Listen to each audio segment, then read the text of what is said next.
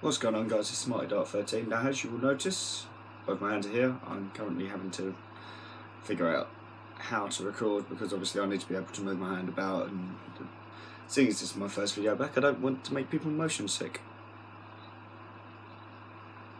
So, yeah, so this is my much awaited video for the Abu Dhabi Grand Prix, the final race of the 2017 season. Before I start, I apologise, this is monumentally late. I've been rather busy in my personal life, which is something I've been saying that a lot recently, but basically I'll fill you guys in at a later date. So yeah, but before I rabble on, we'll get on with the video, and then I'll save all my ramblings and such for another random upload where I'm probably going to be sort of somewhat in more of a position to sort of explain what's gone on and everything. It's nothing bad. The channel's not going anywhere. I've just been insanely busy. Anyway, so after finishing watching this race today, we've had before the race started, it was rumoured that there was going to be a new logo for Formula 1, and it was confirmed. And this was revealed after the end of the podium ceremony in Formula 1. My personal thoughts on the new logo, it's not as good as the current one, but I can see why it needed to be changed, because obviously the old logo is associated with the Bernie Ecclestone era of Formula 1, so it's kind of needed to be changed in that way. But as it goes, your top three was Bottas, Hamilton and Vettel. Now, obviously Bottas qualified on pole with Lewis behind him. The front two's battle, so between Bottas and Hamilton, was really strong. They had a fantastic race. Ferrari just didn't have the pace, so they finished third and fourth, with Max Verstappen finishing fifth. So, as for retirements, you had Daniel Ricciardo, who finished the season with a hydraulic failure, and then Carlos Sainz in the Renault, whose tyre wasn't attached properly. Yeah, so after there was some good overtakes out on track. The race itself was it was good to watch. There was a lot of action on track. As you have, obviously at the end of it, a lot of stuff was decided, but there was still one major battle that was yet to be decided, and that was between Toro Rosso and Renault. Excuse me. And Renault seized the 6th place in the championship, which gives them a multi-million-pound bonus. But I think it was about 4 points in the end. As for the top three, between them, before this race, they'd had 12 podiums each this season, and because of the way they all finished on 13 podiums this season. So yeah, so 13 podiums this season for the top three. As my phone goes off to announce someone's gone live on Twitch. But obviously with Bottas winning, it means Hamilton still hasn't won a race after he's won his championship. So he hasn't won a race since Mexico, and I think it's happened a couple of times before. Which is a shame, you know, but I don't think it'll affect Lewis. I think he will come back next season even stronger. As long as the Mercedes I think the Mercedes has got to improve in the air, in like dirty air of other cars, sorry. As for the Ferrari, it needs to speed up. You know, they need to really pull their finger out, because the last few races they weren't all there.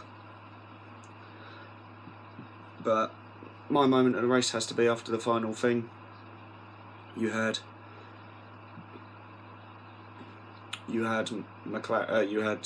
Bottas and Hamilton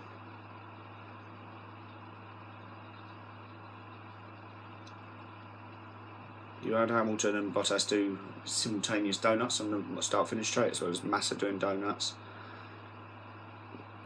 as well. Massa now is officially done with Formula 1. But yeah, overall I'd give the race a solid 7 or 8 out of 10. And yeah, as for my predictions for next season, who's going to be fastest, I am sticking my neck out. I'm going to go, the title race will be between Hamilton and Vettel. I think McLaren will be a lot stronger this year. I will go more in depth with these predictions once the new season starts, or once pre-season starts for Formula 1. So that'll be a proper prediction video with probably, there'll be sort of, you know, my prediction on who's going to be driver and whatever. But post Abu Dhabi we had a few awards handed out. You had Mercedes, who were the fastest team for pit stops, and then we had team news. So obviously Toro Rosso were first out of the blocks, announcing that Gasly and Hartley were both going to be their drivers next season. And then in all the news with Sauber is that Alfa Romeo are now sponsors of Sauber, so I believe they're going to become Sauber Alfa Romeo. And they announced that Charles Leclerc, who's a Ferrari young protege, and Marcus Ericsson, who's not a Ferrari protege, would be the drivers next season, with Antonio Giovinazzi being the third driver. My opinion on this, Ericsson doesn't deserve his race seat. He was outperformed by Pascal Wehrlein this season, who is now without a seat. Obviously, potentially looking at the Williams, but with Kubica testing and was the fastest driver on that Williams test day, it's looking unlikely. So potentially Wehrlein going back to DTM, which is where he was before.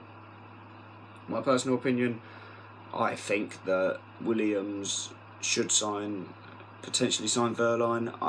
I'm still out on Stroll. He's had an okay season, but he finished last out of all the classified runners on the final race of the season. So I don't know.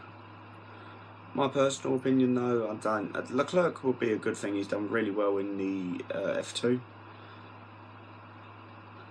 racing series. I'm a little bit gutted Giovinazzi's not got the drive. I do like Antonio Giovinazzi. I thought he did very well when replacing Wehrlein.